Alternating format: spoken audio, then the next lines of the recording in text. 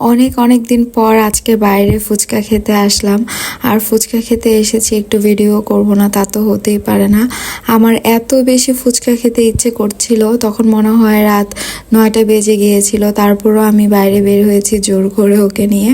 আর এদিক দিয়ে ঝাল ঝাল করে 1 প্লেট ফুচকা নিয়েছি, সাথে এক্সট্রা কাঁচামরিচ দিয়ে একদম মজা করে খাচ্ছি।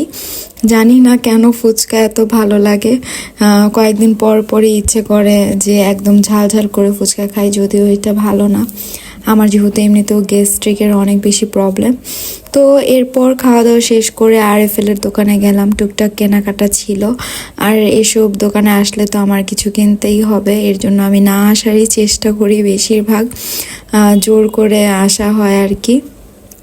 আসলে আমি কিছু না কিনে যেতে পারি না। সাংসারিক জিনিস তো এমনি তো আমার অনেক বেশি দুর্বলতা, খালি কিনতে ইচ্ছা করে, জানি না কেন। আর এদিক দিয়ে দেখুন এত সুন্দর সুন্দর ফ্রাই প্যান এসেছিল, ইচ্ছে করছিল সবগুলো থেকে একটা করে নিয়ে যাই।